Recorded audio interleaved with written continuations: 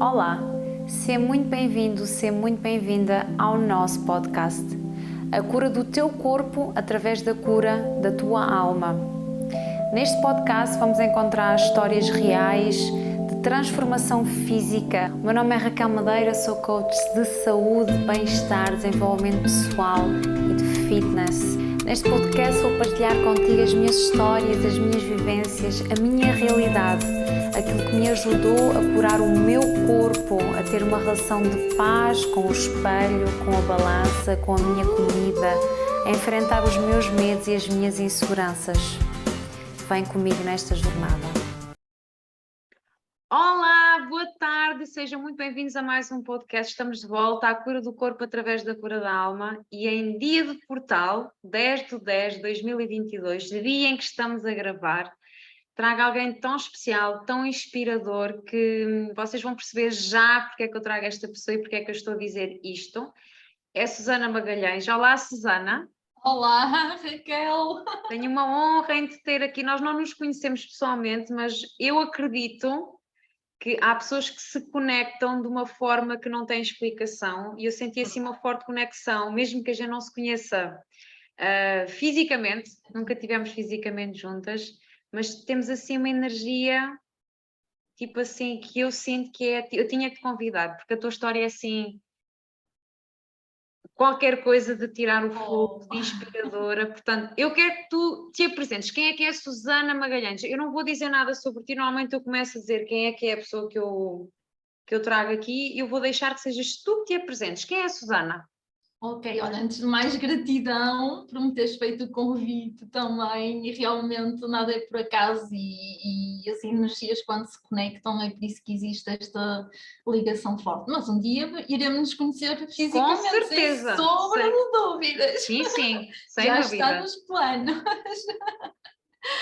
Então, olha, a Susana Magalhães é uma mulher com 47 anos, que ficou viúva com 28 anos, tenho um filho com 19 anos e trabalho no ramo de ourivesaria. Nasci no ramo de ourivesaria e já é a minha profissão há 32 anos. Adoro a natureza, adoro caminhadas de montanha, tudo que envolva a natureza faz parte de mim e basicamente é isso. Sou alegre, sou feliz.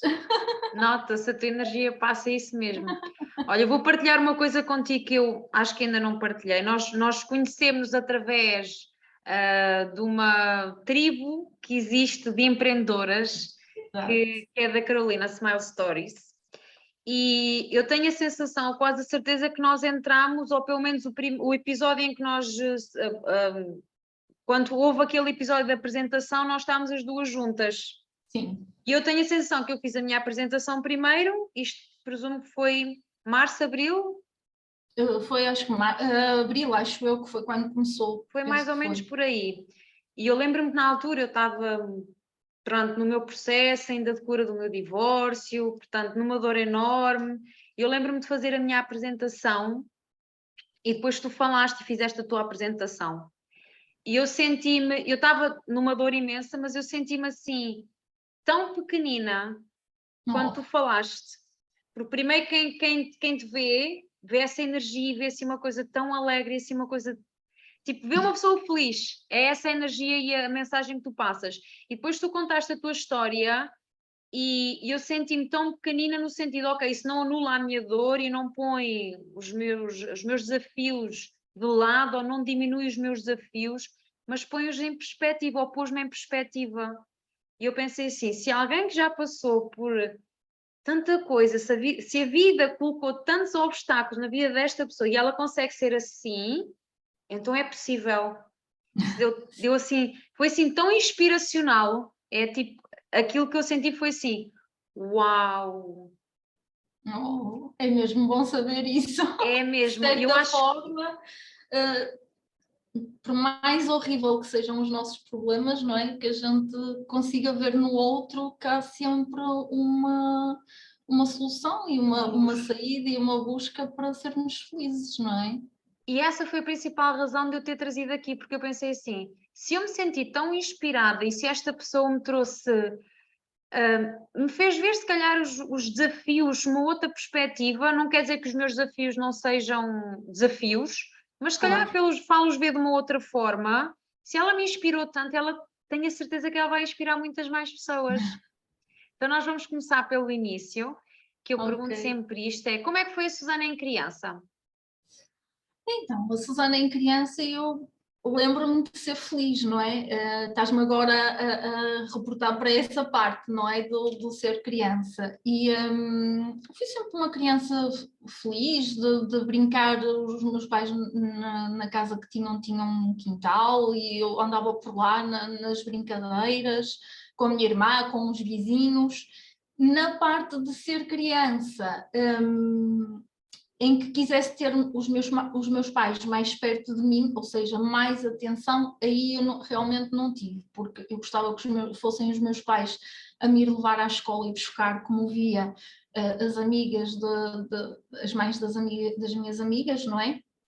E os meus pais, como já trabalhavam por conta própria, não é? O meu pai foi ourives a vida toda, desde os 10 anos, depois estabeleceu a empresa dele, a minha mãe também foi trabalhar com ele. E claro, não podiam fazer essas ditas coisas que para os outros pais eram normais, não é? E eu ia sempre com as mães de uma vizinha ou de uma amiga que era vizinha, pronto. E aí senti falta do acolhimento de pai e mãe, embora eles estivessem sempre lá para mim, mas nessas pequeninas coisas não. Depois, claro, fim de semana e tudo é que era vivido a 100% com eles, não é? Portanto, és filha de empreendedores? Os teus pais eram os dois empreendedores?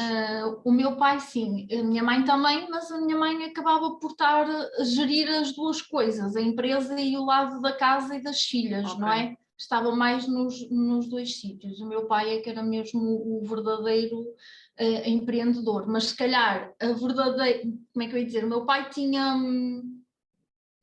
o instinto e era o coisa dele era ser mesmo empreendedor. A minha mãe já era a parte que metia as mãos na massa, por assim dizer, não é? A parte se calhar que complementava com o trabalho também em mil e uma funções, não é? Porque ele também trabalhava na banca, depois acabando de trabalhar na banca, passado alguns anos, não é, de estar na banca, começou a ter cada vez mais funcionários, os clientes já requeriam mais a presença dele no atendimento e para apresentar as coleções e as joias e etc.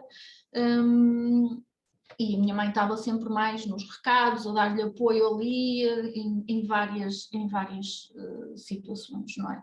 E eu depois, quando terminei o meu percurso escolar, o 9º ano, que na altura que era o obrigatório, eu quis ir logo trabalhar, ou seja, com 15, 16 anos, eu quis ir logo trabalhar, não quis continuar os estudos, porque a minha paixão era mesmo estar à beira dele e estar lá a trabalhar com eles, não é?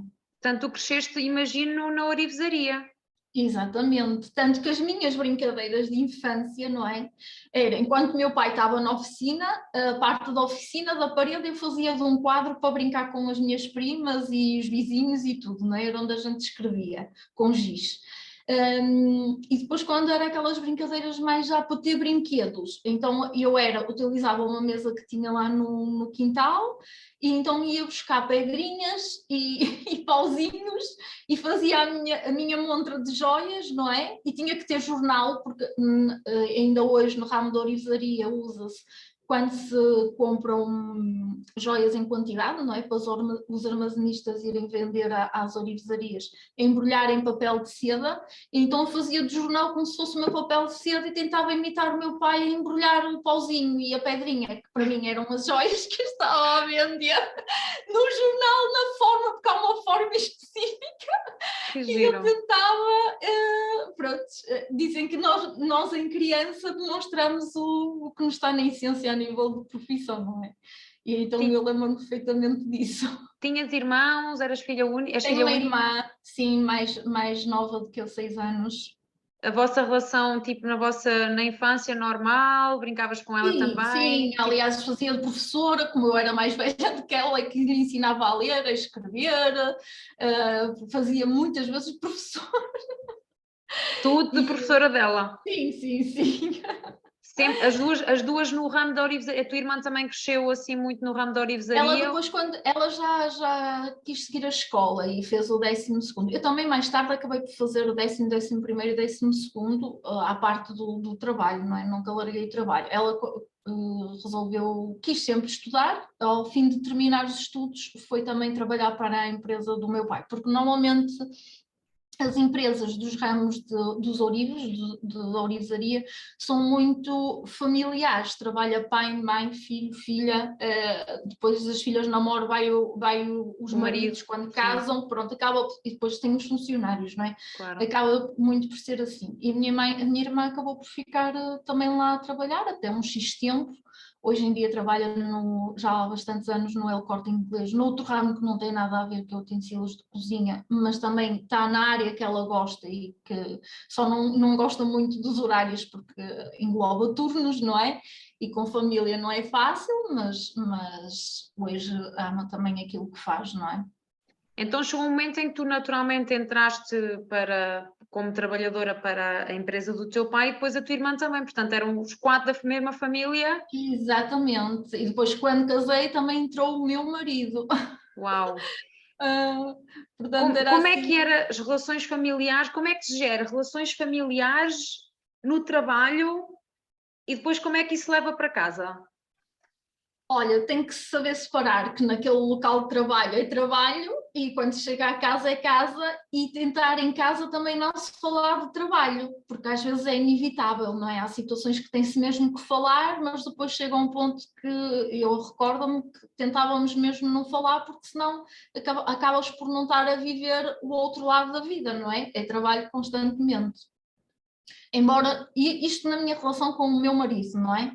A relação que eu via com o meu pai, não, via-o sempre em casa, debruçado nos papéis, a contabilizar as coisas, ele acabava só por desligar quando saía, no fundo, não é? Mas pronto, são outras idades também, não é? É diferente. Como tu disseste, o teu pai começou a trabalhar com 10 anos, não é? Sim, sim. Portanto, é muito novo, é uma criança quando ainda começou a trabalhar. Verdade. Antigamente era assim, não é? Era as idades que se começavam a trabalhar, não? Era por aí. E depois o que é que aconteceu em termos familiares na tua vida, em termos se calhar empresariais que depois foram para a parte familiar, foram assim um choque, imagino, para toda a gente. Queres falar um bocadinho sobre isso? Sim, posso falar. Então, no percurso da vida profissional, não é? Onde eu estava lá a trabalhar com o meu pai, tínhamos imensos clientes, mas no ano 2000, para o meu pai, foi o ano que se começou a sentir a crise. Então, começámos a perceber de certas coisas que o meu pai nos começava a dizer, do género: olha. A dizer e a fazer, porque quando era para ligar a algum cliente para pedir dinheiro, não é? Porque os clientes pagavam a 30 dias, ou muitas das vezes usava-se na altura, o meu pai usava muito a forma de pagamento de letras, e nós tínhamos de estar em cima daquelas datas de compromissos para ligar para os clientes. Mas quando eu e a minha irmã vemos o meu pai a pegar ele próprio no telefone e a pedir dinheiro aos clientes, nós não achámos aquilo normal, porque não fazia parte dele. Então começámos a perceber que se calhar poderia estar alguma coisa a nível economicamente não tão fácil quanto isso, não é? E pronto, e começámos a perceber que as vendas diminuíram bastante, nós ao todo, incluindo nós familiares, na Segurança Social, se não me engano, éramos 18 pessoas, portanto o barco já era muito grande, tínhamos imensos funcionários. E suportar esse barco de estar ele a investir em matéria-prima para estar a fabricar e ter nas gavetas e não sair, não ter venda, não é? Estava a ser bastante complicado. Depois eu era uma pessoa também boa demais que ajudava muito as outras pessoas. E então era, se ele precisa de ajuda, eu também, um dia que preciso de ajuda, também gostava que me ajudasse e deixava muito ir pela porta fora sem compromissos de pagamento. Então nós, na altura, foi uma vida de trabalho da minha mãe e do meu pai, nós ficámos em contos, 150 mil contos. Foi uma vida de trabalho, não é? De situações de clientes que nos ficaram a dever. Isso em euros quê? 300 mil euros? Sim, 300 e poucos mil euros. É muito dinheiro, é mesmo uma vida de trabalho, é como se começássemos tudo do zero. Pronto, e eu depois é que me apercebi do valor que estava fora da nossa empresa, não é? Da empresa do meu pai. Isso era dinheiro Ele, como que era eles. uma pessoa.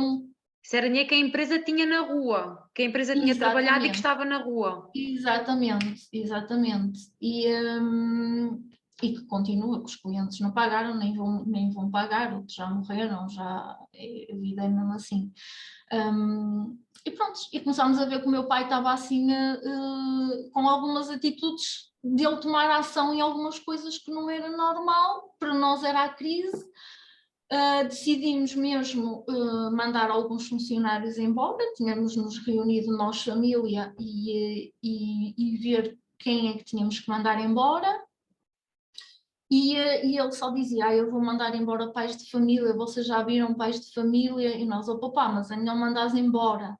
E eles vão ter uma indenização nossa e têm um ordenado da Segurança Social, do Fundo de Desemprego, não é?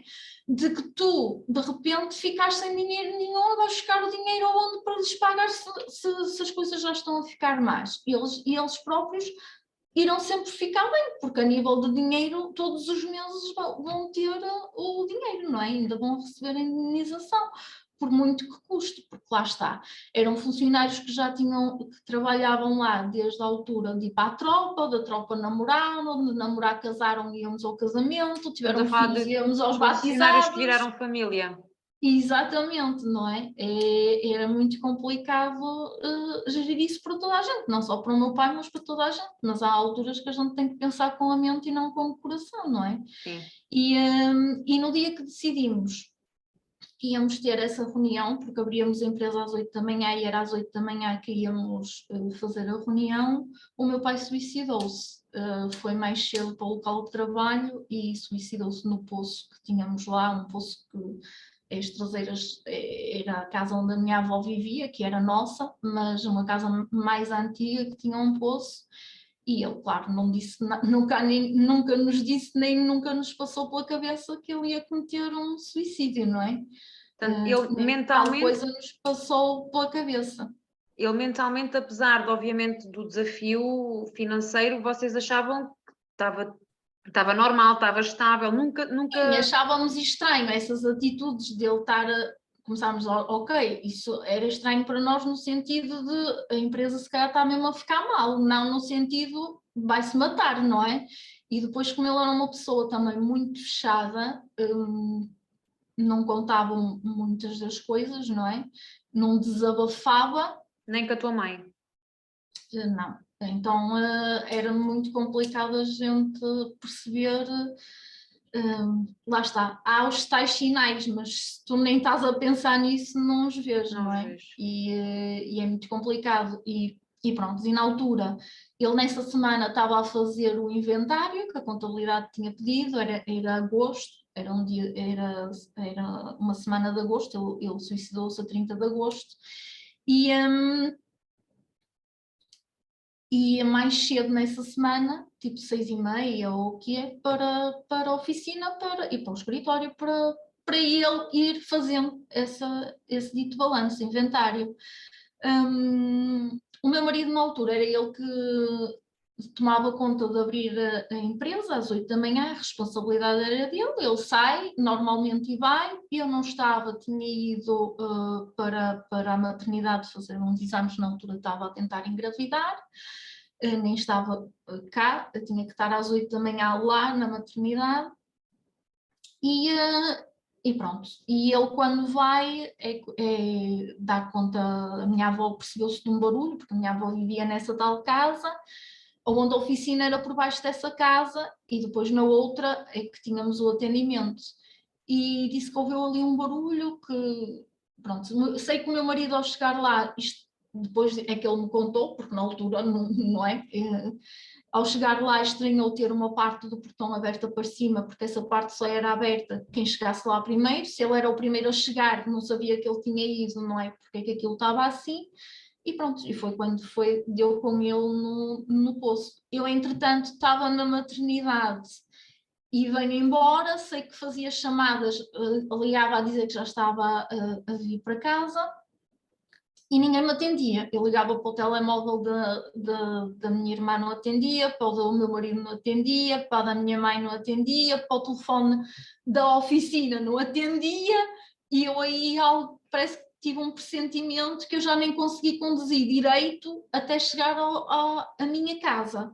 Ao chegar à minha casa, sei que estou a parar o carro e um vizinho sai, eu nem consegui sair completamente do carro, porque um vizinho está ao portão e diz, oh Susana, aconteceu alguma coisa? Eu sei que o pé que tinha fora do carro mete outra vez dentro do carro e disse, eu não sei se aconteceu ou não, mas de certeza que aconteceu. E arranco o carro. Sei que daqui ao sítio que é a oficina são 2 minutos de carro e eu senti que levei uma eternidade a lá chegar. Eu queria, em vez de meter a primeira, eu meti a terceira, o carro ia ali todo aos soluços, mas eu lá cheguei. E era como se algo me tivesse dito que tinha acontecido alguma coisa de pior, mas eu nem sabia o quê. Sei Mas que quando lá chegaste já havia ambulâncias ou já havia alguma coisa? Já havia... como há 2 ruas, as ambulâncias estavam na parte de uma rua que era onde tinha o poço e eu tinha ido pela outra parte da rua que era a parte do atendimento. Mas ao chegar lá, tocava a campainha, ninguém vinha. Sei que agarrei-me ao portão aos gritos a dizer abram no portão, mas eu não via ninguém, não é? E sei que nesse momento vem ao meu encontro o meu marido e eu só sei que me agarrei a ele a chorar muito e aos berros Tu não sabias o que é que tinha e eu não acontecido sabia ainda. de nada, de nada, nada, nada. E eu sei que ao fim só lhe perguntei onde está o meu pai e ele levou-me ao sítio e ele já estava fora do poço no chão, completamente gelado e morto, não é? Credo. Foi horrível, não Tu foi viste? nada fácil, foi mesmo um choque daqueles. Tu viste, tu tens essa imagem ainda na cabeça? Sim, mas estou bem com isso, porque isto já foi há 22 anos. Tu tinhas quantos Durante anos? este diz, Tinhas quantos anos na altura? ora, devia ter 28, tinha 25. Até me arrepio. Não é fácil. Hoje em dia, pronto, com este percurso todo, não é? É óbvio que eu tive que procurar, entretanto, mais tarde, ajuda, não é? Até a nível de terapias, porque na altura nem conhecia isso. Na altura eu só fui à médica e dei-me uma medicação que seja uma bala de cavalo, porque eu preciso de trabalhar, precisamos de honrar os compromissos do meu pai, porque Isso nós... acontece no dia em que teoricamente ele ia dispensar alguns funcionários. Exatamente. E, Nesse portanto, próprio... essa conversa teve que decorrer na mesma, vocês no devido tempo tiveram que dispensar na mesma esses funcionários? Claro que nesse dia não houve conversa nem reunião nenhuma, porque antes das 8 da manhã tínhamos aquele desfecho trágico, não é? Simplesmente depois, na missa de 7º dia, resolvemos, após a missa, ter essa reunião com o contabilista presente para nos ajudar. Na altura, a reunião estava marcada e estipulada sem a parte da contabilidade, não é?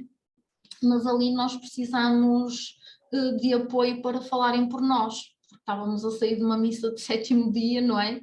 Nós não conseguimos ter tempo para fazer um luto, não é? Nós tínhamos que agarrar na empresa e continuar para conseguir honrar os compromissos que uma empresa tem, não é? Era a vossa sobrevivência também, não é? Exatamente, então acabámos por, entre aspas, passar fome, honrar os compromissos do meu pai. Na altura o meu pai também tinha um Jeep. Normalmente os carros são comprados a leasing para benefício da empresa e eu costumo dizer que as pessoas normalmente trocam de burro para cavalo, nós trocamos de cavalo para burro, mas isso não é vergonha nenhuma, é uma honra, porque mais vale andar na rua com a cabeça erguida com a cabeça baixa, de ver às pessoas, não é? E eu lembro perfeitamente que o carro que veio era exatamente sem a gente dispor de dinheiro nenhum, ou seja, o dinheiro que já tinha sido pago pelo leasing, não é? Que nós já tínhamos pago, era exatamente o dinheiro que nos tínhamos que limitar na compra do carro, seja que tipo de carro for. Eu lembro perfeitamente que era um Opel Corsa pequenino, vermelho assim vivo, cor de sangue, que na altura ninguém gostava, não é? E ainda trazia uma espinha enorme de bacalhau, meia comida na porta do carro.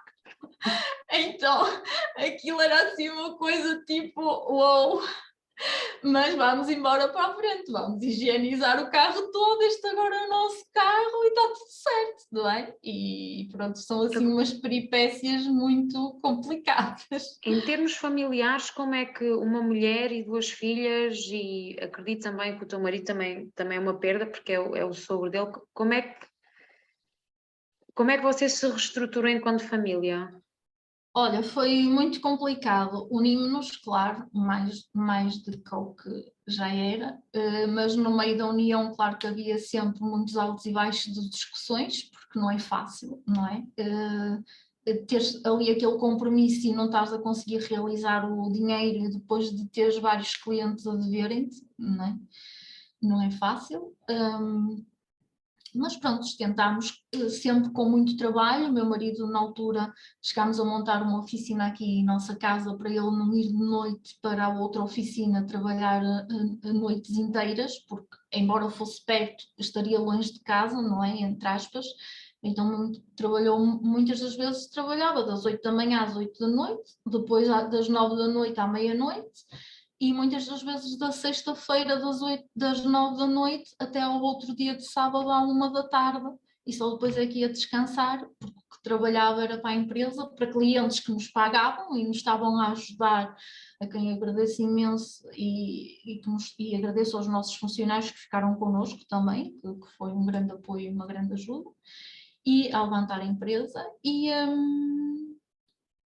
pronto, não recebia o dinheiro por isso, não é? O dinheiro era para a empresa, era um sacrifício que era feito do dinheiro para a empresa. Só que, entretanto, passado 2 anos, foi detectado cancro ao meu marido no estômago. Ou seja, na mesma semana que eu, uma terça-feira, soube que estava grávida e já andávamos a tentar ter um filho há 2 anos. Foi um dia muito feliz para nós e nessa mesma semana, na sexta, veio o resultado de uma biópsia que ele estava com cancro. E então, desde o saber até ele morrer, foram 11 meses, foi muito pouco tempo para... Quer dizer, o meu pai já tinha falecido há 2 anos, não é? Já tinhas Quando feito o o meu luto do teu marido pai? faleceu, ele já tinha falecido há 3. Tu achas que quando tu descobriste que o teu marido estava com cancro, achas que já tinhas feito o luto do teu pai? Não, porque estávamos naquela altura, porque o descobrir foi passado 2 anos, não é? Estávamos nós a tirar o preto, a roupa preta, porque naquela altura sentimos todas que tínhamos que vestir preto. Tanto que quando o meu marido está para morrer, ele teve consciente quase até o fim de vida dele e nós combinamos muita coisa e falámos muita coisa, mesmo derivada da educação do nosso filho. E ele pediu-me mesmo para eu não vestir preto e eu sentia que também não tinha que vestir e lá está, eu vesti preto na altura do funeral porque aí senti que tinha que ir, mas na missa de 7º dia já não ia com preto. Porque ele dizia muitas vezes, quanto é que está no coração, não é o que a gente tem que passar para os outros e o que os outros vão dizer ou pensar. Isso não interessa para nada, o que conta, ou se vais ao cemitério ou se não vais, o que conta é o que está no nosso coração. E como ele tinha essa experiência, tínhamos essa experiência pela morte do meu pai, não é? E ele sabia que contava não era correr todos os dias para o cemitério, não é? Era as boas ações e o que estaria dentro do nosso coração. E então Como é que se recebe uma notícia? Quando tu recebeste estávamos a superar não é a superar um luto para tirar um preto, não é? E que tiramos, não é? Mas veio logo depois esta notícia horrível. Ele quando morreu, o meu marido quando morreu, o meu filho tinha 1 mês e 15 dias, tinha acabado de nascer. Tu recebeste essa notícia do cancro como uma sentença de morte ou sempre tiveste esperança? Não, vamos recuperar isto e vai ficar tudo bem. Claro, em primeiro lugar é sempre um choque tremendo, tanto que eu já tinha tido um tio meu, irmão da minha mãe, que tinha falecido com cancro do estômago. Acompanhei mais ou menos de perto esse sofrimento do que é o cancro, portanto apanha-se um choque, mas eu tive sempre esperança e fé até a última da hora, nunca acreditei muito que isso fosse acontecer. Para já porque me esconderam também, a mim e a ele, a gravidade do assunto, porque na altura só lhe tinham dado meio ano de vida e ele teve cá 11 meses. Tu não Isto sabias disso e o teu marido também não? Não, e só me foi contado após o meu filho nascer. Portanto, quem estava à minha volta protegeu-me nessa parte, não é? Pronto, as outras já eram tão dolorosas, seria mais uma, não é? Para estar ali a contabilizar e não valia a pena realmente de nada. E contaram-me precisamente após o meu filho nascer e após ele ter que ser operado ao intestino e ter que ser, porque quando foi ao estômago retiraram o estômago todo, quando foi ao intestino retiraram o intestino todo, ficou com um saquinho, mas aí ele tinha mesmo que sair da parte de internamento normal do IPO para uns cuidados paliativos e continuados, e aí sim eu sabia o que era, portanto não me podia, e ele sim também sabia o que era. Portanto, o cancro já se tinha Não podiam-me alastrado. esconder, já se sabia que era um final de vida, não é? Mas mesmo assim era como todos os dias ir vê-lo e saber se amanhã ias ver ou não, e ele igual, não é? É muito complicado. Como é que uma mulher de 28 na altura? Na altura que ele faleceu eu tinha 28, sim. Como é que uma mulher de E ele 28 com um 29. bebê de 1 mês, com as hormonas que todos nós, quem já foi mãe percebe que hormonalmente estamos muito mais emocionais, mais emotivas. Como é que se gera isso? Não imagino.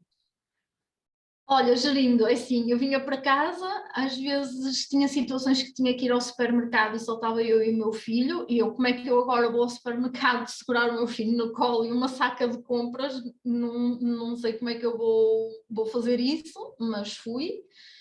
E isso tudo começou, bem, eu já estou a ver que realmente, provavelmente irei ficar sozinha, não é? Embora a esperança esteja lá sempre, seja a última a morrer.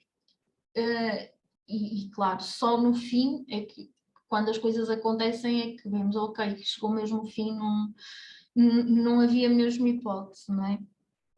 Após isso, eu tive que dar uma volta ao meu cérebro, cá está a mente, não é? E eu tive que dar mesmo uma volta muito grande ao meu cérebro, por mim própria, e pensar, ok, por mais horrível que tenha sido a minha situação, eu consegui chegar com clareza a uma situação que é, por mais horrível que tenha sido a minha situação, eu estou com saúde e estou apta para poder cuidar do meu filho, e podia não estar. O meu filho está cá, eu fiquei com o fruto do nosso amor, a parte mais importante e rica, que nem se qualifica, não é?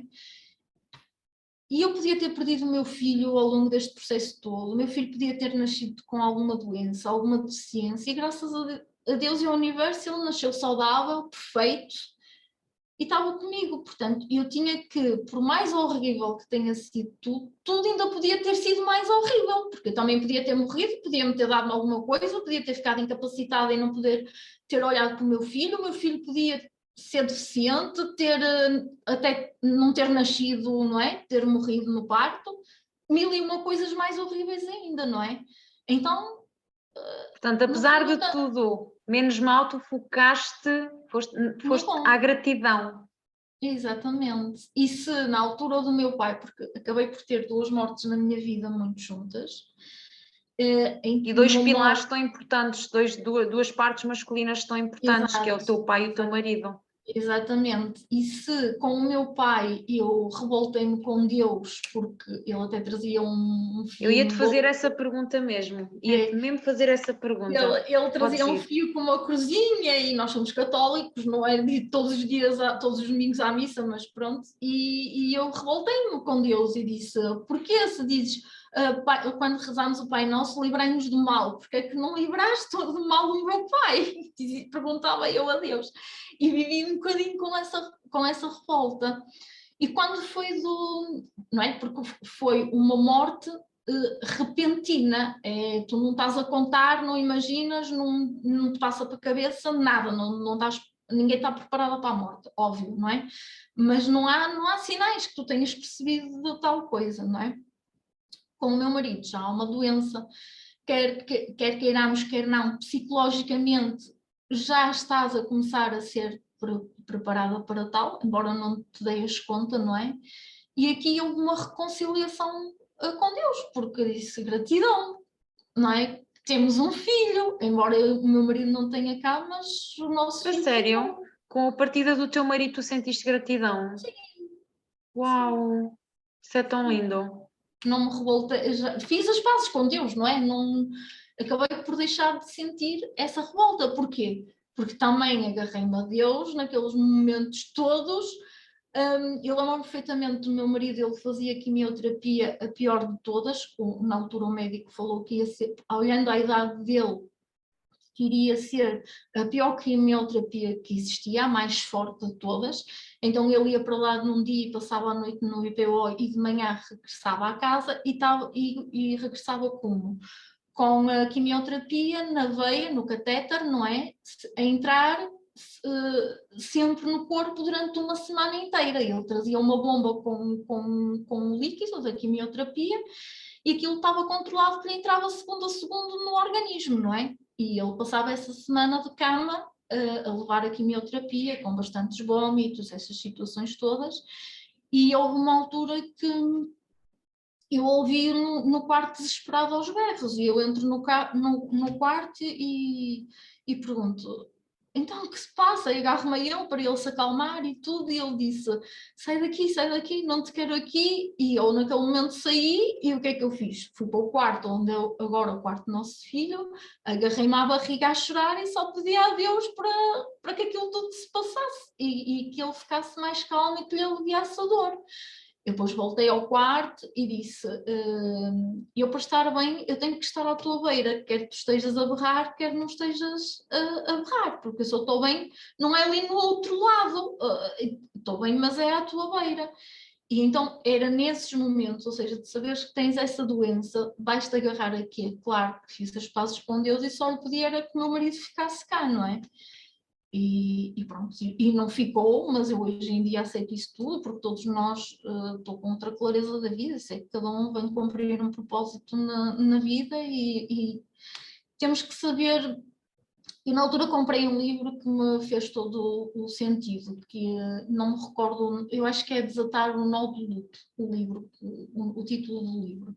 E não me recordo o autor, mas sei que era um senhor que hoje em dia era psicólogo, enveredou por essa área após perder a sua família. Ele perdeu a mãe, ele perdeu a esposa e se não me engano, 2 ou 3 filhas que tinha, todas ao mesmo tempo num acidente de automóvel. E ele próprio ficou sem a família toda ao mesmo tempo. Credo. E então resolveu também criar na sua mente, não é? Para que é que aquilo lhe aconteceu, buscar voltas e contar a história dele para ajudar outras pessoas. E aquele livro ajudou-me imenso, porque trazia lá uma frase que dizia assim: transformar, temos que conseguir chegar a um patamar em que conseguimos transformar a dor em amor. E essa frase fez-me tanto sentido que eu ainda hoje, eu agarrei-me àquela frase e disse, eu um dia vou conseguir. E eu, o ano passado, senti essa frase que eu consegui cumprir na sua completa essência. O ano passado senti-me completamente completa nessa transformação, de conseguir transformar a dor em amor. E estou bem comigo própria, não é? Mas à parte disso, tive que recorrer a terapia. Era isso que eu ia chegar. O que é que a Susana teve que fazer durante mais de 20 anos, certo? Depois são 22 da partida do meu pai, 22, da pai de Gonçalo, 19. O que é que tu tiveste de fazer ao longo destes 19 e 22 anos para que hoje estejas em paz contigo, bem contigo, em paz com Deus, aceitares? Conta um bocadinho do teu percurso para tu hoje estás nesse nível. Olha, agarrei-me muito a Deus nessa altura, não é? E depois, com um filho nos braços sozinha, tinha muitos momentos difíceis, é óbvio, não é? Mas tentei também sempre manter a minha alegria e passar ao meu filho essa alegria, não, mais ou menos num período de 6 anos. Acho que vivi só ali para o meu filho e o meu marido, não estando cá o meu marido, não é? Eu dizia ao meu filho, diz ao papá que vamos tomar banho, diz ao papá que vamos fazer não sei o quê. Portanto, tu trazias sempre o nome do teu marido para a relação entre ti e o teu filho. Exatamente, eu incluía sempre ele desde sempre, desde pequenino, ouviu-me a contar a história do pai, não é? E ele sabe a história do pai, porque é filho e tinha que saber, claro, pequenininho por outras palavras, não é? Mas tive sempre que incutir isso. Ao fim mais ou menos de 6, 7 anos de o meu marido ter morrido, iniciei uma relação que foi extremamente tóxica e onde sofri também de abuso não é, psicológico e violência psicológica doméstica. Mais tarde envolvi-me com outro relacionamento que também foi bastante tóxico. Mas no primeiro relacionamento foi aí que eu comecei a descobrir, porque pronto, também houve aqui uma tentativa bastante grave contra mim fisicamente, de violência doméstica, e eu tentei então socorrer-me às terapias e tentar perceber o que era o Reiki. Foi que até descobri, uma amiga minha indicou-me uma terapeuta, onde eu me socorri e consegui começar a compreender bastantes coisas. E tanto que esta segunda relação que eu tive, porque na primeira eu fiquei tipo esqueleto, pele e osso, não é? Só dava de mim e o outro não dava praticamente nada, não é?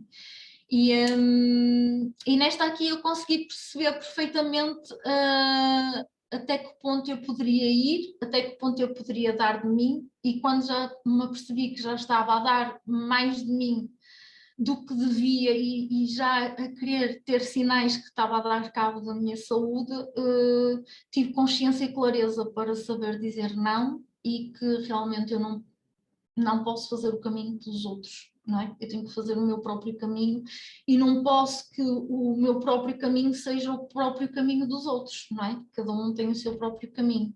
Então foi aí que ainda mergulhei mais a fundo neste autoconhecimento interno, onde tenho a minha amiga terapeuta, que é Carla, que me ajudou imenso desde o início. Tenho a minha amiga Jéssica e Rafael, também me ajudaram imenso também, através até de fazer a Kabbalah, que nos traz ali a missão de vida, o nosso caminho de vida espiritual, o que é que estamos cá a fazer nesta vida, o que não estamos.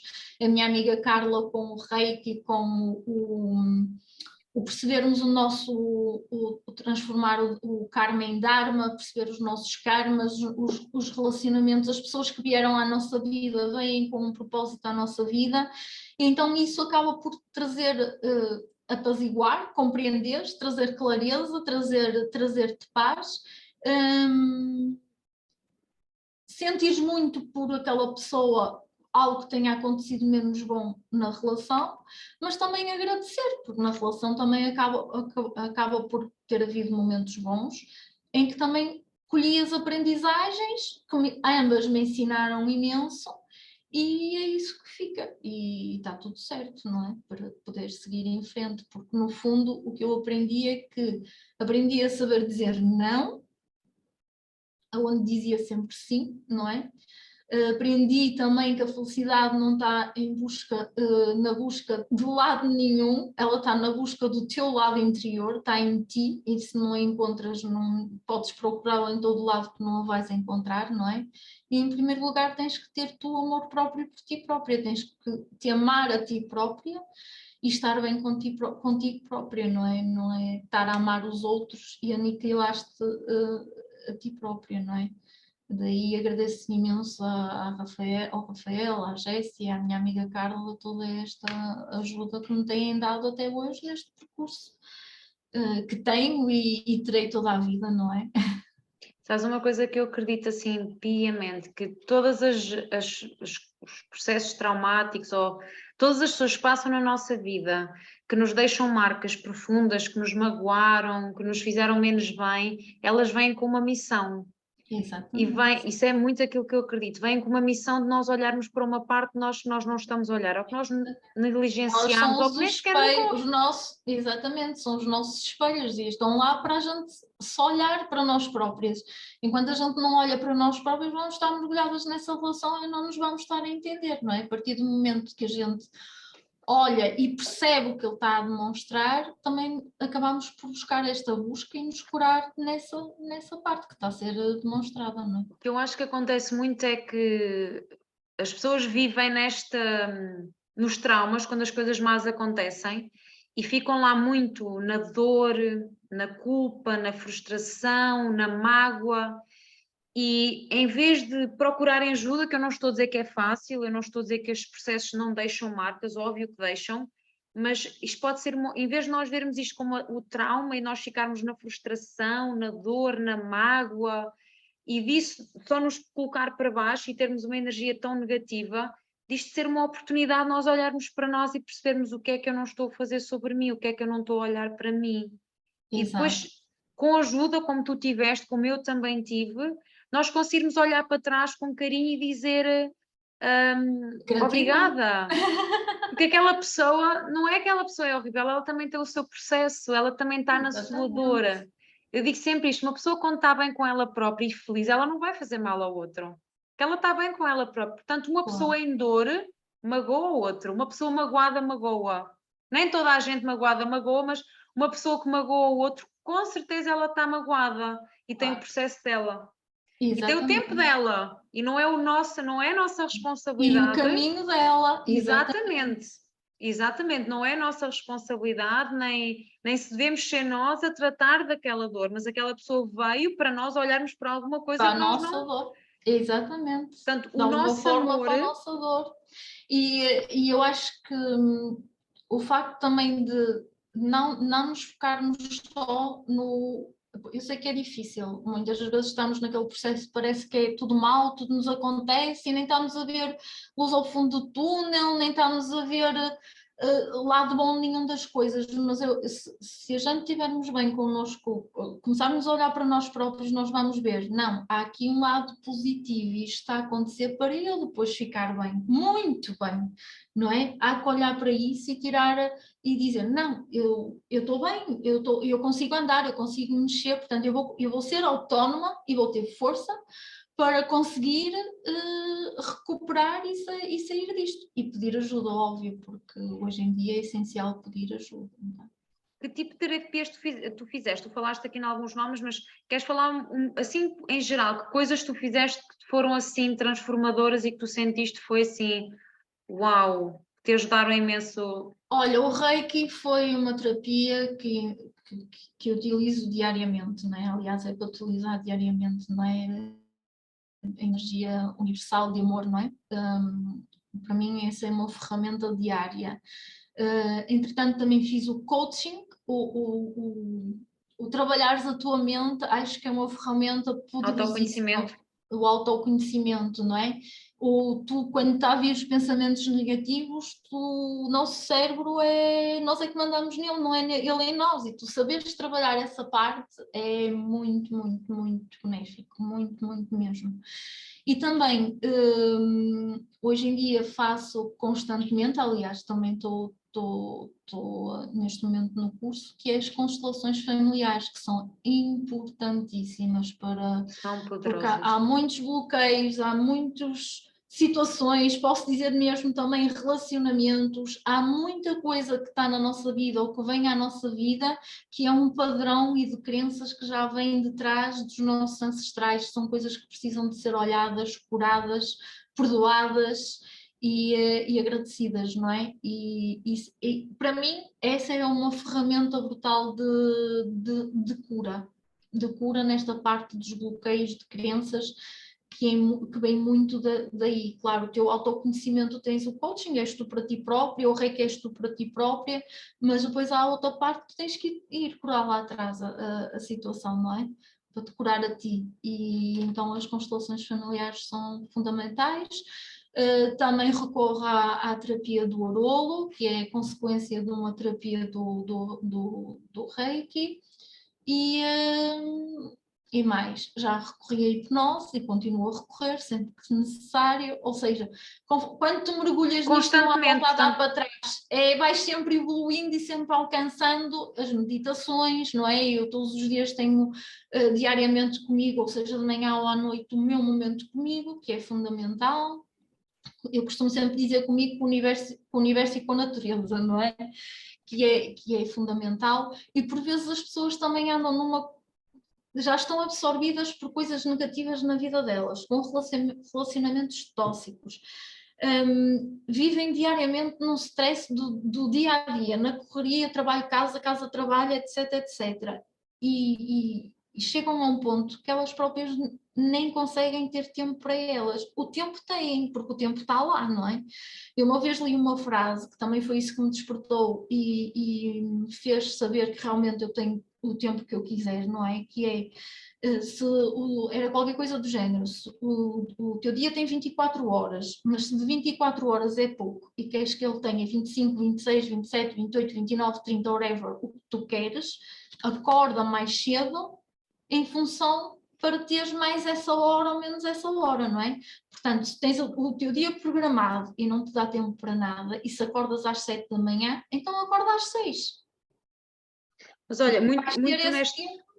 muito honestamente, eu também acho que isso é falta de organização. Não estou a dizer que é 100%, mas se nós fizermos de algo uma prioridade, se alguém nos ligar hoje, mães, ligam-nos hoje a dizer tens que ir com o teu filho ao hospital, vais com o teu filho ao hospital, tu vais cancelar o que tiveres que cancelar, porque tu fazes daquilo uma prioridade. Exatamente. Então, fazermos de nós uma prioridade e sejam 30 minutos, 1 hora todos os dias em que vamos fazer uma meditação, exercício físico, movimento é fundamental, não tem que ser todos os dias, mas de forma constante, ler um livro, estar na natureza, alguma coisa todos os dias para nós é a mesma coisa que nós arranjarmos tempo para irmos ao telemóvel estar nas redes sociais. Exatamente. Ou para fazer o que quer que seja.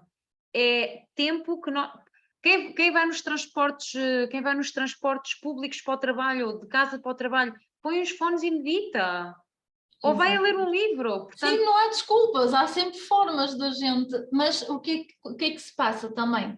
Eu acho que as pessoas não estão preparadas para ter esse momento com elas, então sim, fogem. Sabes porquê? Porque autoconhecimento, nós conhecermos a nós mesmos, também não é uma cena fixe, porque às vezes nós temos acesso a partes de nós que, isto também não é fixe. Vais conhecer a tua luz e a tua sombra. Há um equilíbrio das duas. Há sempre a luz e a sombra que te acompanha, não é? E tu tens que aceitar e há o equilíbrio, não é? E todos nós temos coisas boas, fantásticas, que são as coisas que, se calhar, os outros conseguem falar sobre nós, ela é sorridente, mas há coisas que também não são fixe e faz parte. E nós podemos aceitar, ou se for uma coisa que também me incomoda muito, eu posso também trabalhar nessa questão, mas é olhar para dentro. Exatamente. E às vezes estás a ver a ferida, é ir lá com o dedo e só que dói, não é? E muita gente se calhar foge, entre aspas, desse momento para com elas. Não é entre aspas, é literalmente. Há muita gente que, se eu perguntar assim, e às vezes pergunto a alunos meus, felizmente tenho acesso a trabalhar diretamente com pessoas e trabalhamos também muito a parte mental, eu pergunto, o que é que tu és?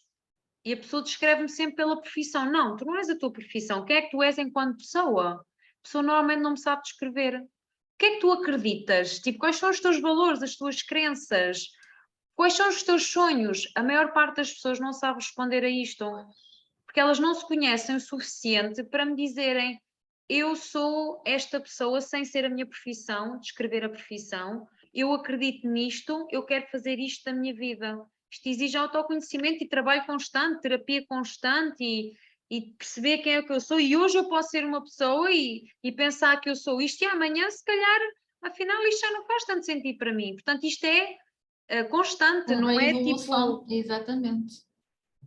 Então eu acho que falta isso muito às pessoas e eu não sei se a maior parte das pessoas quer estar nesse nível. E as pessoas, nós temos tantas doenças físicas, mentais, portanto, as físicas são processos mentais que não estão curados, então o nosso corpo revela-os, ele vai nos dando sinais, nós vamos pondo para baixo do tapete, nós não vamos ouvindo, até que uma doença aparece, não me ouviste bem, então toma lá que agora vais-me ouvir.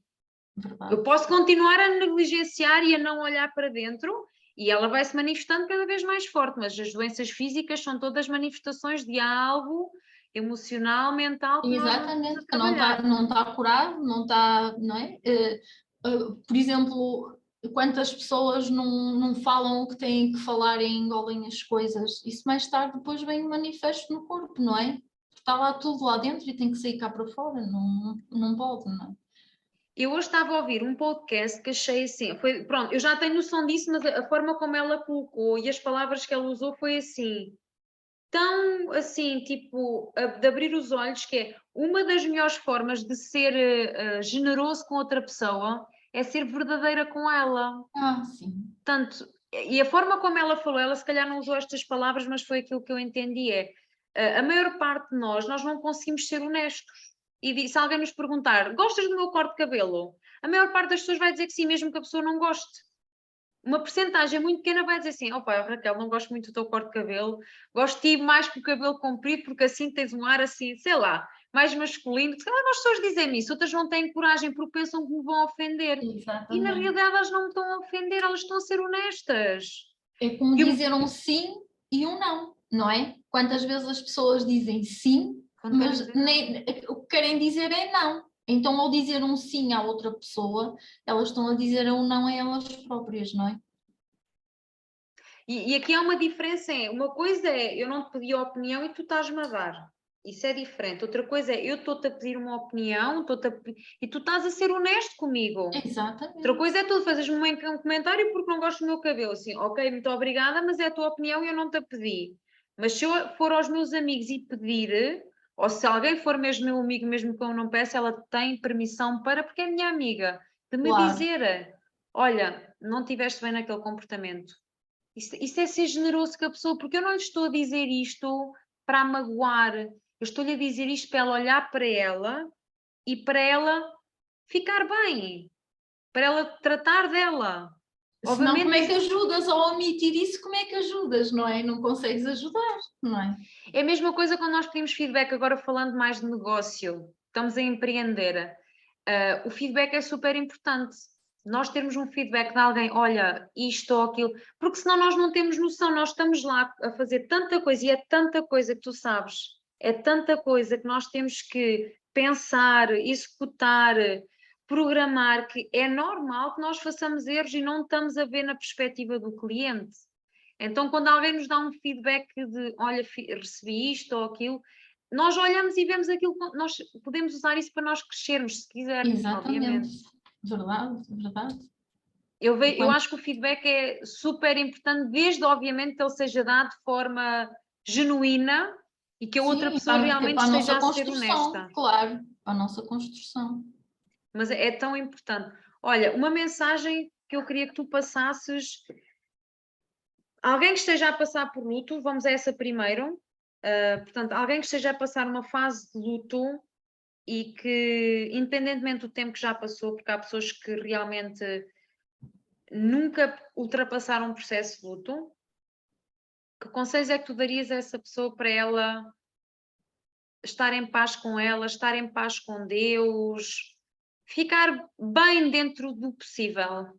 É possível, essa é a questão. É possível fazeres um processo de luto e estares bem? É possível. Tens é que estar aberta para isso, não é? E a partir do momento que tu acolhes que o amor vive dentro de ti não morre, está tudo bem, não é?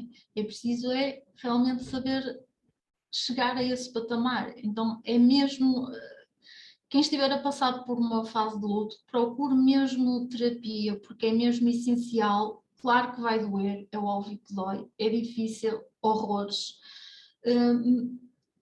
o pediatra do meu filho, quantas vezes eu chegava lá com o meu filho para a consulta e imagina uma simples constipação, tinha que ir ao pediatra, não é? Para ver. E quantas vezes eu entrava no consultório, eu chorava a berranho com ele bebê, não é? E ia dizer, por favor, doutor, não deixe o meu filho morrer. Era um medo da perda, não é? Já perdi o meu pai, perdi o marido, eu não quero perder o meu filho, não é? E agora até Estavas a falar que era. E o pediatra, quantas vezes foi o meu psicólogo naquelas consultas, não é? E ele próprio dizia, Susana, passe um ano, tu tens de fazer o teu luto, seja o teu luto demora 1 ano, 2, 3, 20, 30 anos, será o teu tempo. Demora o tempo que demorar, será o teu tempo. Tens é que ter ajuda, não podes fazer isso sozinha, porque claro, ao primeiro era tipo guerreira, não é? Não, tenho que dar de mamar ao meu filho, ele, por acaso, consegui, lá está, nada é por acaso. Eu fui abençoada em amamentar o meu filho até aos 15 meses, ele não bebeu leite nenhum, a não ser o meu. Portanto, 1 ano e 3 meses não é normal, passando pelo que eu passei, não é? E eu fui buscar muito a minha força de vida, era o meu filho, ainda é o meu filho, não é? Ele é a minha força, não é? Foi a minha grande força. E no fundo, o meu pilar acabou por ser a minha mãe, em ajuda, não é? Mas o meu filho foi a minha grande força para eu estar cá.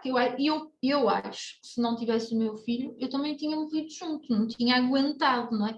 Ele é que fez com que eu não me fosse abaixo, porque eu tinha que estar ali para ele, eu tinha que cuidar, eu tinha que estar, não é? Tinha que ter essa força. Portanto, a ajuda realmente é fundamental e essa ajuda vai trabalhar a pessoa para que ela consiga realmente transformar a dor em amor, e isso é possível.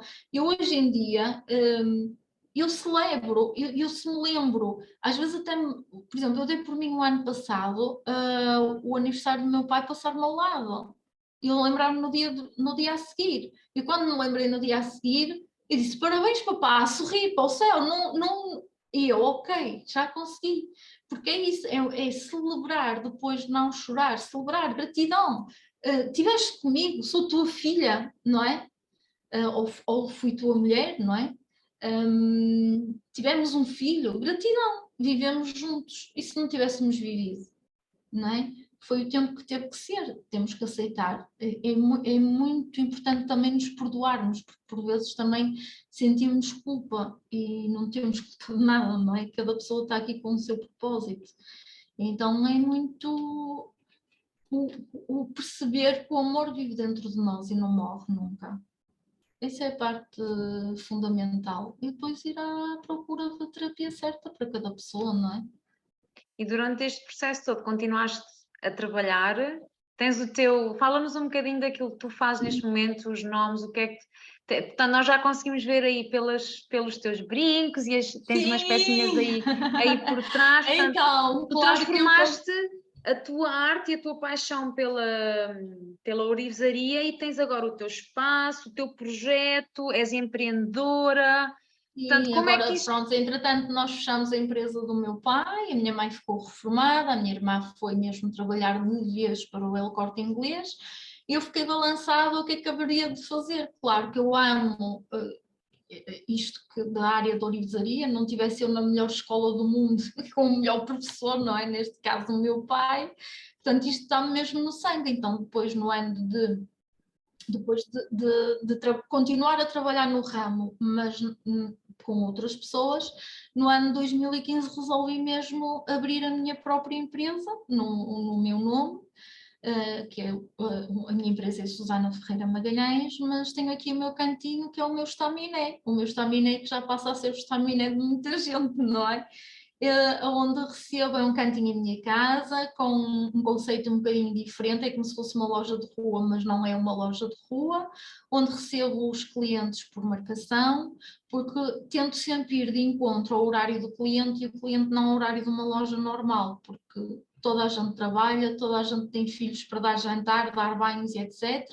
Então eu não me importo de atender após o jantar, na hora do jantar, na hora do almoço, fins de semana, tem que ser mesmo tudo agendado para eu também conseguir ter Organizar o teu tempo. o equilíbrio da minha vida, não é? E me E organizar.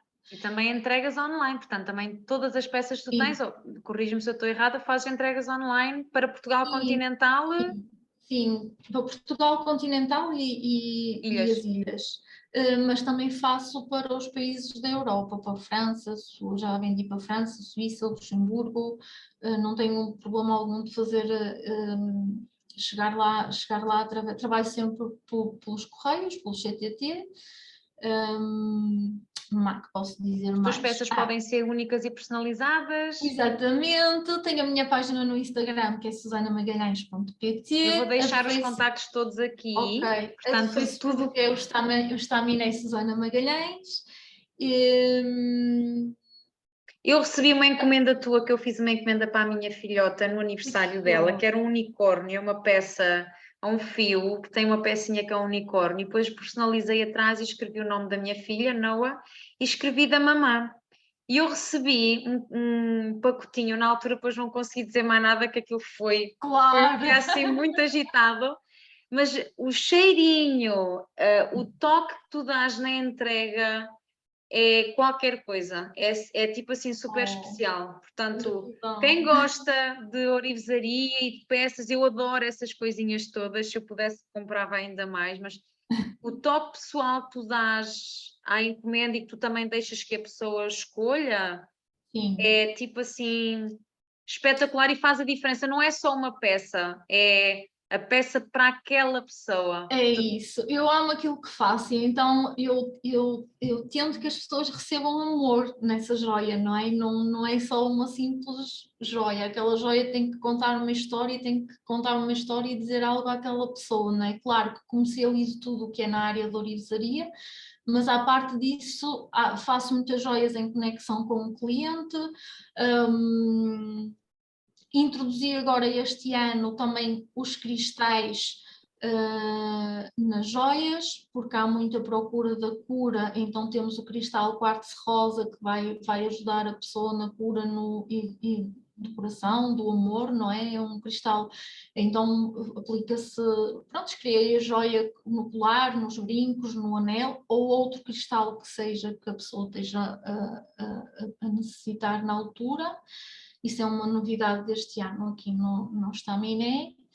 E é um bocadinho assim, é um bocadinho imaginaste que tens uma ideia de uma joia e nem sabes se é possível e eu consigo concretizá-la. É só mesmo entrar em contato, normalmente só se não houver ferramenta para eu poder executar, mas normalmente em prata ou ouro é perfeitamente possível fazê-lo, assim, sem problema algum, mesmo a nível de empresas, que faço também os logotipos das empresas.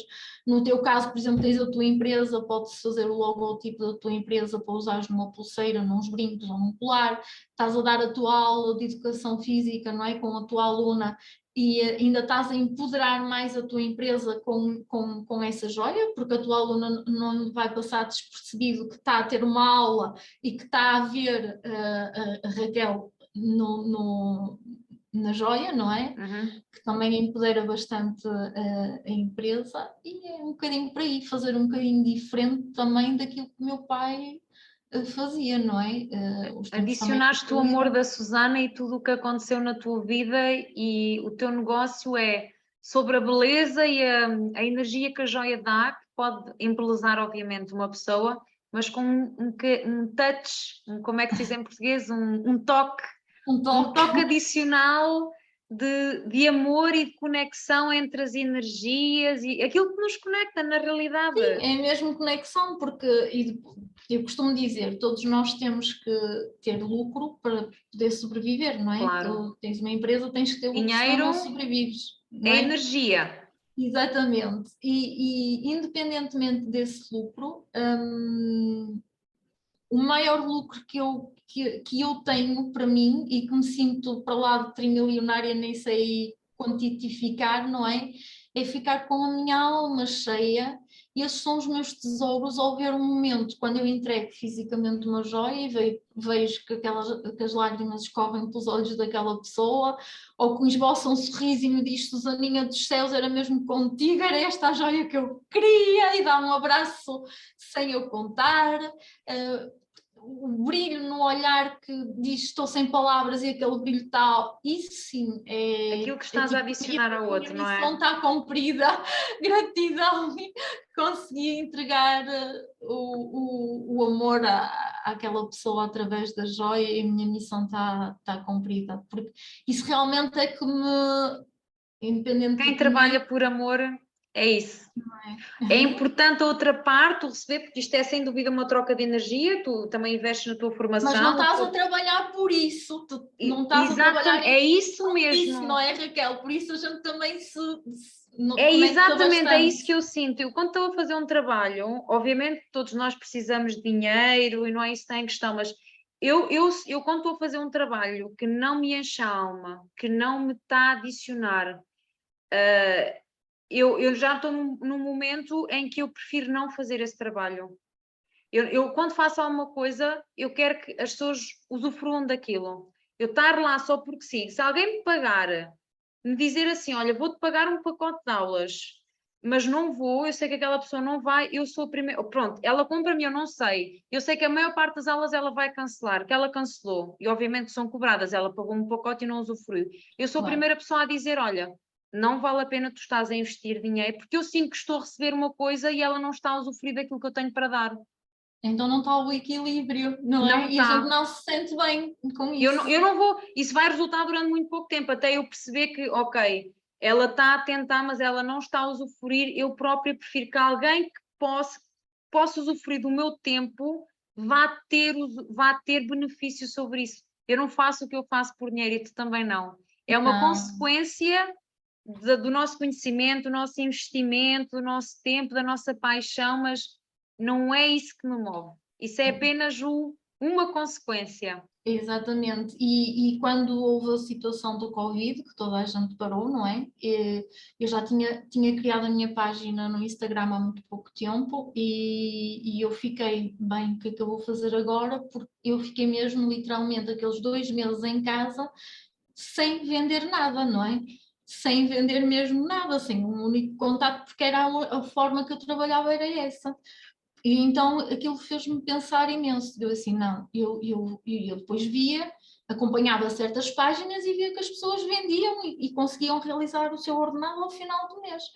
E eu disse, não, eu tenho que dar aqui a volta. E eu não sabia comunicar essa minha parte para o lado de fora. Foi quando uma amiga minha me indicou a Catarina Temporão, que é uma empreendedora de empreendedores de Monção, ali mesmo do Minho, e resolvi realmente entrar em contacto e foi o melhor que eu acho que tu conheces lá, não é? Também E estou foi a fazer. e também estás a fazer, por isso. E foi o melhor que a nível profissional também que eu fiz, porque ela é que no fundo, já sei que se eu não quisesse não funcionava de nada, não é? Mas eu como queria muito, não é? Agarrei o touro pelos cornos, como se costuma dizer, e muitas das vezes à meia-noite super cansada ainda estava ali a fazer os exercícios que ela me mandava da primeira mentoria, absorvi todos os workshops que ela fazia, já fiz uma mentoria com ela, isto foi no ano 2020. Este ano já voltei a fazer outra mentoria com ela, por isso a gente está, e fiz um impacto a mais, já pertencia à Cativa à comunidade de escola, portanto a gente está sempre em constante, e o que é hoje, o que era o ano 2020 nas redes sociais Já não é não é hoje hoje. Sim, no está ano sempre a mudar. 2022 e ela está sempre atualizada nessa parte e ela é muito como nós também, ela não é, mais vale feito do que perfeito, não é? Dar ali a tua essência, tu mostras a tua essência, tu seres tu, não é porque Não agora é não está a aqui. imagem perfeita, o texto perfeito, é nós irmos É, e pouco a seres pouco. tu, Uhum. não é? E ela é que me ensinou essa grande parte de comunicação, a quem eu agradeço imenso também. Mais uma vez, houve um desafio e tu agarraste isso como uma oportunidade. Exato, olha, eu sei que eu não tinha dinheiro, mais uma vez estava a começar do zero, eu não tinha dinheiro, eu era assim, mas olha, eu não tenho dinheiro, quando começar, então depois eu comunico contigo para a gente começar e ela disse que ela me disse, não, vamos já agendar e tu, se tu queres muito, na altura quando chegares o dinheiro vai-te aparecer e o que é certo é pronto, tu quando fazes uma mentoria ou algo do género podes pagar tudo numa vez como podes pagar até terminar, não é? Lá as condições que se apresenta. O que é certo é que eu, no próprio dia que tinha que fazer o pagamento, aquela venda X me surgia para completar o resto de dinheiro que eu tinha que lhe pagar. Portanto, isso só me veio demonstrar que realmente, quando uma pessoa quer muito, se O está à universo espera que conspira. junte o dinheiro ou que não adianta. Se tu queres muito, vais para a frente, olha, vai sem dinheiro, porque entretanto, se tu queres muito, vais batalhar depois também para isso e isso vai acontecer na hora certa. E é verdade, porque se ficarmos mesmo ali à espera, não adianta. Então temos que também dar o passo, não é? Da Arriscar. situação, arriscar. E olha que, por exemplo, no segundo confinamento do Covid, eu posso dizer que nem sei se houve Covid, eu trabalhei sempre. Em relação ao primeiro, sei que houve, que eu estive estagnada.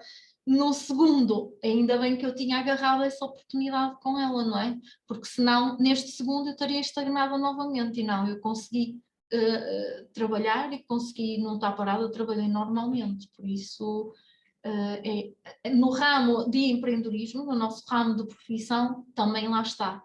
É realmente importante a gente pedir ajuda. Sem dúvida. Cada vez mais eu tenho essa certeza que não só. Eu acho que o ser humano não está aqui para estar sozinho. Eu demorei muito tempo a perceber isso, mas nós precisamos, nós temos um trabalho que é nosso e responsabilidade nossa, e ninguém pode fazer o trabalho por nós, não é isso, mas termos alguém que nos dá suporte emocional, um grupo de empreendedores, a tribo da Carolina é fantástica em termos... Olha, depois é tudo tão... Quando tu vais pedir ajuda, essa ajuda, naquele momento é em conexão contigo, Às está vezes certa é quase. ajuda que não és tu que pedes, a ajuda naturalmente vem ter contigo. Exato, não é? E depois tu dás o passo se vais querer ou se não queres, não é? Ou vais estagnar ou andas, não é? E o que é que essa ajuda, quando tu dás esse passo, o que é que essa ajuda te traz? Não traz só essa ajuda, traz-te amizades para a vida, traz-te pessoas, como nós já temos essa conexão de amizade e nem nos conhecemos pessoalmente, não é? Traz-nos assim encontros de amizades de pessoas que ficam para a vida. Eu tenho uns poucos a quem eu agradeço imenso e muitos deles vieram através da Catarina. Mas eu, para chegar à Catarina, por exemplo, é incrível como o mundo é pequeno. Foi através de uma cliente do tempo do meu pai, a Bonança, que mora em Monção. Também Está tudo ela conectado. foi cliente do meu pai, veio grávida com o filho mais novo, quando começou. O filho mais novo, eu acho que já tem 21. Não, já... Olha, pronto, tem 20 e poucos anos, também não importa. E foi ela que me indicou na altura, ligou-me a dizer que tinha uma amiga, que é a Mafalda, que também é minha amiga, de Monção, tinha uma amiga que precisava de umas coisas e que se calhar eu podia ajudá-la a nível dessas joias em prata. Pronto. Quando ela me indica a Mafalda, tudo bem, entretanto o nosso negócio entre as duas ficou ali, não era bem por ali, tudo certo. Ficámos com uma enorme amizade também, ao ponto que quando eu estava a desabafar com a Mafalda a minha situação, ela indica-me a Catarina. Portanto, estás a ver, o elo de ligação foi uma cliente Sem dúvida. Está do tudo tempo do meu conectado. pai, não é? E somos amigas, é óbvio, em que eu tenho uma grande amizade pela Catarina, e onde encontrei amigos para a vida, onde encontrei amigos da alma, que é a Jéssica e o Rafael, a Sofia da Almia, quer dizer, a Mafalda, tenho as Rosqueiras, eu já tenho um grupo e um leque de amigos daquela zona, como tenho desta zona, como já tenho aqui da zona do Porto, ou da zona de lá de baixo da nossa tribo, da Carolina da Smile Stories, não é? Porque começa a haver estas conexões, portanto, o pedir ajuda não é perder. Para já, em Ganhar. relação a dinheiro, é um investimento, não estamos a gastar. E Estamos depois a investir. recebemos tanto em troca, tanto, Sem tanto, dúvida. tanto, que Olha, minha o querida, avançar e o, como diz a nossa Cátia da tribo, não é? Tornar a coragem um hábito, essa frase uf, também me ficou do medo, uhum, e que eu disse, ok, foi isto que eu fiz a minha vida toda e não estava a saber que era isto, é isso mesmo. não é? Por isso é estas pessoas e estas conexões que todos precisamos uns dos outros. Sem dúvida. Olha, Tu inspiras-me tanto, tu tens tanta luz, Oh, a sério. É tipo, foi um prazer, uma honra ter-te aqui. A mensagem que tu passaste é assim super poderosa. olha, espero que realmente ajude Tenho bastantes a pessoas. certeza que pelo menos vai dar às pessoas um alento ou uma mudança de perspectiva ou um acreditar que afinal é possível, que acredito que há muita gente que ainda vive na dor do luto, na dor da perda, na dor de não trabalhar nela própria, Lá então está, e por que não?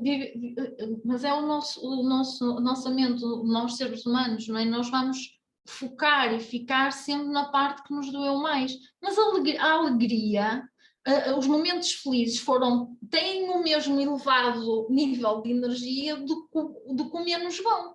Mas nós vamos nós ficar sempre ligamos, ali, não, temos que sim, dar a volta e ficar, porque não vamos recordar e viver os momentos do que foram bons, que não, sem dúvida. e que nos ficaram e guardar esses vamos aceitar os outros, não vamos aniquilá-los, fazem parte da nossa vida e são eles que nos fazem evoluir e crescer, não é? Para outro patamar e são aprendizagens de vida também, não é?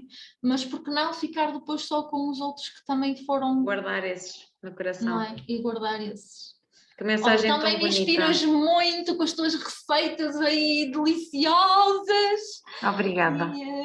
E por essa mulher que és, que tendo cá uma mãe em Portugal e estás aí firme no Catar, também não é para qualquer mulher ou pessoa, não é? Neste caso, por isso também parabéns, Raquel. Não, mas quando eu acho que quando nós temos uma missão de vida e quando nós sabemos exatamente o porquê daquilo que fazemos, não quer dizer que as coisas sejam fáceis, porque também tenho os meus momentos de saber que estou longe da minha filha, de pensar que ela está a crescer, tenho, não vou negar nada disso, mas quando tu estás certa daquilo que tu és e daquilo que tu queres, a tua missão tem outra energia. E o teu foco, em vez de ficar no arrependimento do Lá está. eu penso nisso, mas eu não vivo lá. Penso, mas Exatamente. deixo ir.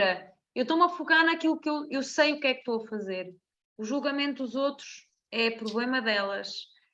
Continuo a receber, continuo a sentir, mas não é o meu problema. Eu sei o que estou a fazer, porque é que estou a fazer, e tenho a certeza que a minha filha um dia vai perceber. E a distância é apenas a distância. Não é a Sim. mesma coisa, eu preciso do abraço dela, do beijo dela e estar com ela, sem dúvida, mas as almas, o encontro de almas, eu não preciso estar lá ao Ninguém, pé para saber. ninguém tira, não é? É isso. Ninguém Mesmo tira isso. isso. É mesmo Mas isso. tudo vai ficar no sítio onde tem que ficar no seu tempo. Eu respeito isso, eu confio em Deus, eu ouço muito a minha intuição e eu tenho, quando eu sentir que não faz sentido, sou a primeira pessoa a sair. Eu vivo muito isso, desde muito nova que eu, quando não estou bem, não consigo não ficar naquele sentimento de está qualquer coisa aqui que não está bem durante muito tempo. Mas pronto, requer coragem, mas não é de mim que estamos Mesmo. a falar, é de ti, portanto, olha, eu estou super grata desta Olha, partilha. Estamos com gratidão uma hora e meia também. do Ai meu podcast. Deus, e o tempo passou a voar, já viste? Sem dúvida, foi deliciosa a nossa conversa. Eu agradeço mesmo do fundo do coração por partilhar as coisas Oh, tão íntimas, tão pessoais, com uma carga energética olha, mas bem lá está, forte. sabes, se calhar nada, nada é por acaso, não é? Não, E se calhar o surgir, o partilhar agora, se calhar surgiu porque realmente eu estou bem. Se não estivesse bem, se calhar não surgia, claro, não é? sem Por dúvida. isso está tudo certo. Está tudo certo. Olha, um beijinho enorme.